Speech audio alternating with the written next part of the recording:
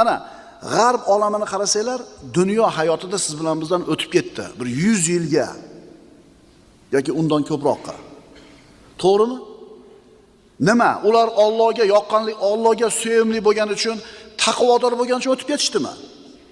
Eshitib qolamiz-a, musulmonlarning dini haq bo'lsa, musulmonlarni Alloh yaxshi ko'rsa, nimaga g'arb o'tib ketdi? Musulmonlar orqada qolib ketdi.